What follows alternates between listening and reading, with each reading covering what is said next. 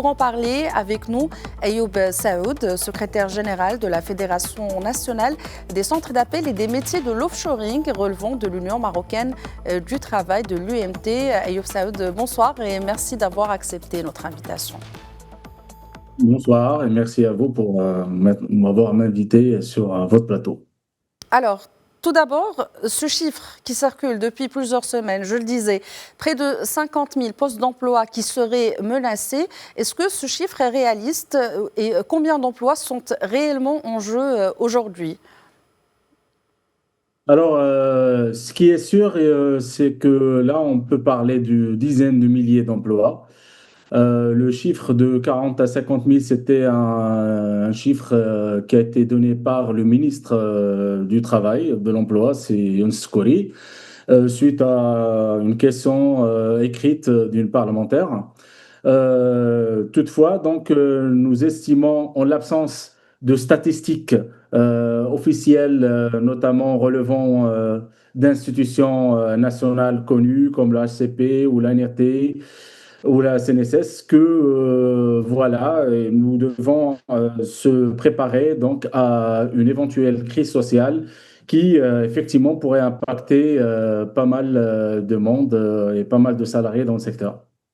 Alors, pour avoir une idée plus claire, est-ce qu'on a déjà une estimation du nombre d'employés dans ce secteur au Maroc?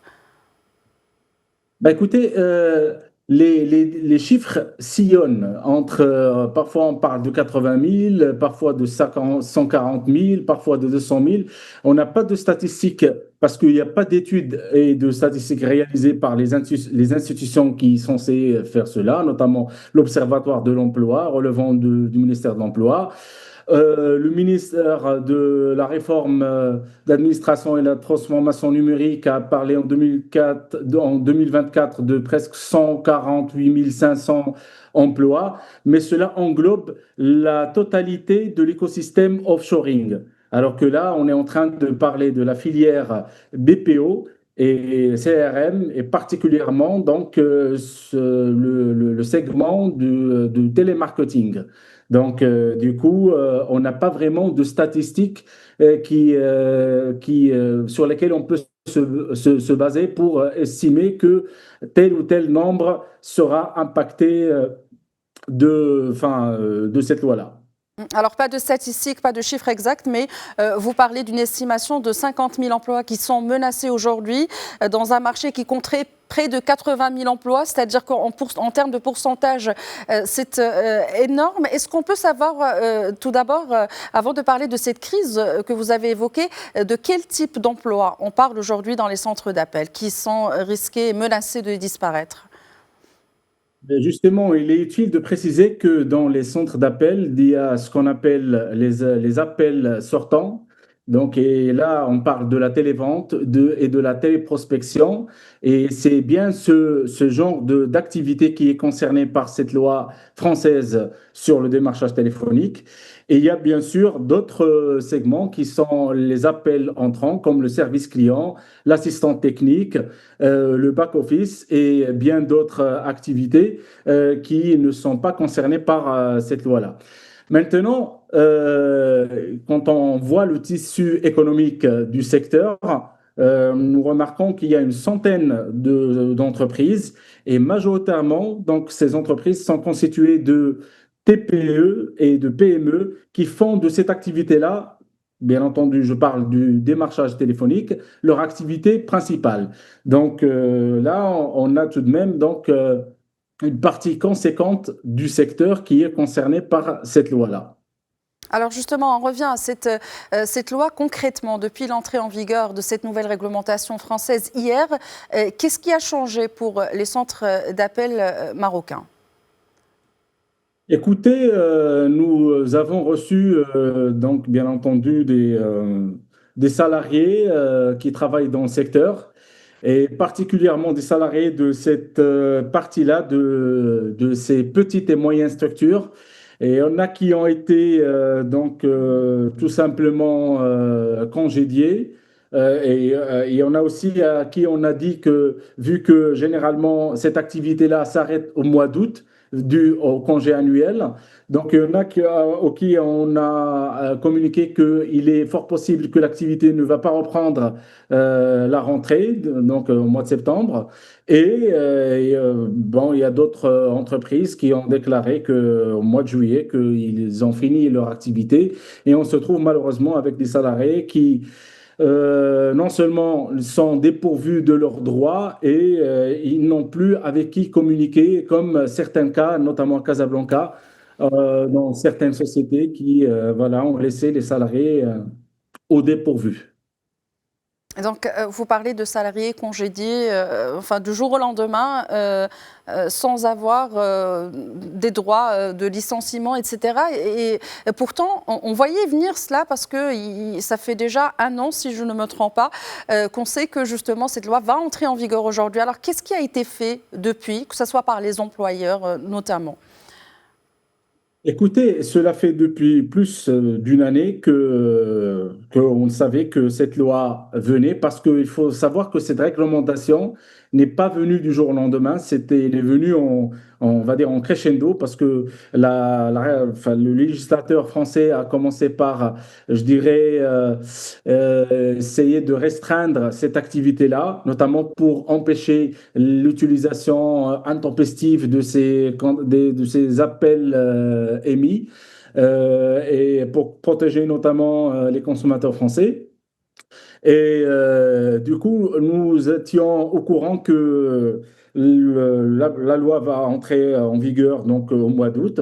Nous avons remarqué il y a 2 ou 3 mois que le ministre du Travail et de l'Emploi avait répondu à cette question provenant de la première chambre. Mais concrètement sur le terrain, nous n'avons pas remarqué quelque chose de palpable. Nous attendions notamment un accompagnement, un recensement de ces sociétés et de ces activités-là, un accompagnement aussi de ces salariés et de faire aussi un plan d'urgence pour notamment se prémunir et éventuellement préparer un certain filet social pour ne pas laisser ces salariés livrés à eux-mêmes, ce que nous vivons aujourd'hui. Et nous aussi, nous constatons que lors de la dernière visite du Premier ministre français avec une délégation ministérielle, nous espérions également que ce sujet-là, vu que il est sujet d'avoir un partenariat avancé avec le partenaire français, que ce sujet-là était parmi les sujets qu'il fallait voir afin de trouver une sorte de solution et d'essayer d'atténuer cet impact-là, notamment au Maroc où on a tout de même beaucoup d'entreprises qui travaillent dans le secteur. Alors, on va revenir justement, on va parler des solutions possibles aujourd'hui, mais tout d'abord, est-ce qu'on peut savoir à quel point le marché marocain et le Maroc est dépendant du marché français? Est-ce qu'il faut vraiment craindre des vagues de licenciements et aussi dans quel délai? Écoutez, de toute manière, donc l'application de la loi a débuté hier. Nous sommes en train de suivre, comme je vous ai expliqué, un grand nombre de sociétés sont en qui font du démarchage téléphonique sont en période de congé annuel. Donc, nous allons attendre tout de même la reprise au mois de septembre pour remarquer à l'envergure justement de cette répercussion, enfin la répercussion de l'application de cette loi. Nous sommes prudents pour l'instant.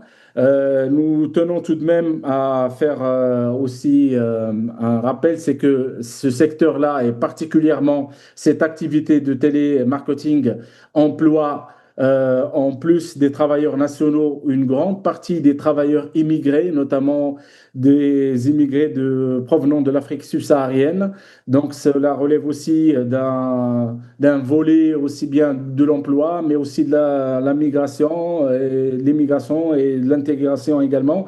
Donc c'est un sujet qui est complexe. Euh, Nous estimons aussi que la politique gouvernementale doit être révisée par rapport à ce secteur-là, car c'est un secteur qui subit une transformation, c'est un secteur qui va connaître une transition une transition technologique, notamment suite à l'application de l'IA, une transition due à ces changements législatifs, qui sont dus à des politiques internationales. Et toutes ces transitions-là doivent aussi ramener à une transition sociale. Nous devons évoluer vers un secteur Oui. qui paye bien ses salariés, qui offre des conditions de travail décentes, qui également donne Alors, on l'envie y à... reviendra, Ayoub Saoud, excusez-moi, on va y revenir justement de cette transition qui s'impose aujourd'hui, mais vous avez parlé d'une politique gouvernementale qui doit être révisée. Je reprends vos mots. Est-ce qu'aujourd'hui, face à cette crise qui secoue le secteur, vous avez un interlocuteur justement au niveau des pouvoirs publics ? Ben écoutez, nous regrettons le fait que aussi bien le ministère de tutelle, qui est le ministère dans la réforme d'administration et de la transformation numérique, n'a pas fait appel aux représentants des travailleurs, quand bien même ni d'ailleurs le ministère de l'Emploi, qui s'est entretenu avec les représentants du patronat, enfin d'un certain patronat du secteur, quand bien même l'Organisation internationale du travail, dans ses recommandations, recommande au gouvernement d'appliquer le tripartisme et de faire appel notamment aux représentants des employeurs et des travailleurs pour notamment élaborer un plan et un dialogue social sectoriel. Et nous, jusqu'au jour d'aujourd'hui, nous n'avons pas justement été sollicités par ni les autorités gouvernementales, ni les représentants des employeurs pour essayer de trouver des solutions concertées et de faire en sorte à ce que cet impact soit atténué et que des solutions puissent élaborer d'un dialogue et tout en mettant en avant l'intérêt du pays et des travailleurs et du climat social qui est primordial pour un pays comme le nôtre, qui doit rester un climat favorable à l'investissement et un climat aussi qui offre à ces travailleurs des conditions de travail pérennes et Alors, qui sont stables. Alors justement, Ayoub Saoud, en parlant de pistes de réflexion, de solutions, est-ce que le secteur aujourd'hui au Maroc doit se détourner complètement du démarchage téléphonique pour aller justement vers des activités à plus forte valeur ajoutée? On parle d'ingénierie, d'informatique, de services numériques. Et si c'est le cas, comment justement réussir cette transition? Est-ce qu'on n'est pas un peu en retard aussi, on se demande? Est-ce qu'on n'est pas en retard? Oui. Étant donné que la transformation numérique et l'application de l'IA a commencé depuis un bon moment et que il est tout de même regrettable de constater qu'il n'y a pas d'investissement dans le capital humain déjà existant. C'est qu'aujourd'hui, nous constatons qu'il y a des entreprises qui, depuis leur installation, ils ont profiter d'un pactole d'aide à l'investissement, d'aide à travers des exonérations fiscales, sociales, mais aussi des remboursements des formations, aussi bien initiales que continues. Mais ces formations n'ont pas touché cette partie qui nous intéresse. Ça veut dire la montée en gamme des salariés, le fait d'acquérir de nouvelles compétences et de se propulser dans une sorte d'ascenseur social qui va leur permettre aussi bien de préparer une éventuelle reconversion professionnelle et se préparer à ce changement qui maintenant est constaté au niveau du monde du travail. Il est aujourd'hui nécessaire de conditionner les aides qui sont bien entendu explicables pour attirer de plus en plus d'investisseurs. Mais il faut pousser les entreprises, les acteurs privés dans un cadre de partenariat avec l'État pour former ces travailleurs, les salariés qui sont en poste et les nouveaux également dans les nouveaux métiers, dans l'IA. Et il faut mettre, comme j'avais précédemment dit, il faut mettre les moyens aussi bien financiers et humains pour cela. Car réussir une transition, ce n'est pas par le simple fait de la lancer en fin de mandat gouvernemental et d'attendre ce qui adviendra après. Il faudra discuter, préparer le terrain, élaborer les stratégies, voir les partenariats et se lancer dans un programme qui est bien entendu, qui va accompagner également la volonté d'aller vers des marchés à forte valeur ajoutée. Car aujourd'hui, on ne peut pas demander au conseiller qui fait du démarchage téléphonique du jour au lendemain de faire de l'IT ou de migrer dans un métier, notamment de data analyst ou un développeur et un pilote IA. Ça nécessite Mhm. de la formation. Et la Alors, formation, également un programme. Alors, à vous entendre, à vous écouter, ces transitions requièrent beaucoup de préparation, beaucoup d'années d'investissement, de travail, de formation, etc. Mais aujourd'hui, on parle de 50 000 postes d'emploi menacés, donc de 50 000 ménages. Et à court terme, est-ce qu'aujourd'hui, il y a une solution pour ces gens-là? Et notamment, est-ce que ces entreprises vont tout à coup fermer les entreprises, mettre la clé sous la porte et partir en laissant ces dizaines de milliers de personnes dont on parle? Ou est-ce qu'il y a moyen justement de renégocier ces transitions? Écoutez, aujourd'hui, il y a beaucoup d'entreprises qui se sont lancées dans ce qu'on appelle l'élite. Donc, c'est des fichiers qualifiés, notamment pour avoir des listes de clients avec un consentement préalable pour être contacté. C'est dire que l'activité en elle-même ne risque pas de disparaître donc de façon définitive. Elle est en train aussi d'évoluer, mais il faut, pour que ces petites entreprises puissent évoluer et adopter ces nouvelles méthodes, il leur faut aussi un accompagnement par l'État qui doit faire aussi son plaidoyer vis-à-vis du partenaire français et voir avec le patronat français également, parce que aujourd'hui, ces travailleurs, ces milliers de travailleurs qui font du démarchage téléphonique, ils le faisaient pour le compte de qui? Ils le faisaient pour le compte de grandes sociétés et de firmes françaises notamment. Donc là, les donneurs d'ordre, ils sont enfin, les grandes donneurs d'ordre aussi bien du secteur du télécom que du secteur de l'assurance ou bien de la distribution. Donc, et maintenant, il y a une certaine solidarité qui doit se faire valoir afin de permettre à ces salariés-là enfin, de se réinventer et de ces entreprises surtout d'avoir cette possibilité d'être toujours sur le marché et de recruter et garder surtout les salariés.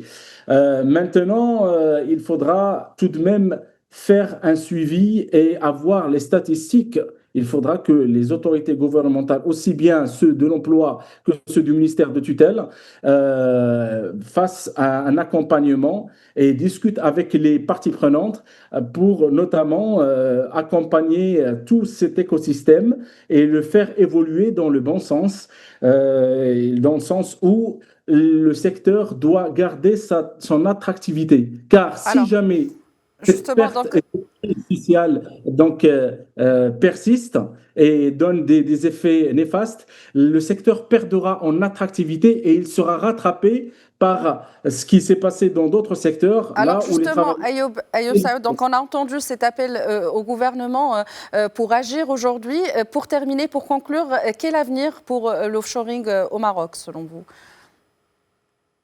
Ben écoutez, l'offshoring, c'est parmi les métiers mondiaux du Maroc. C'est un secteur qui a permis à beaucoup de jeunes de trouver un emploi et de vivre dignement.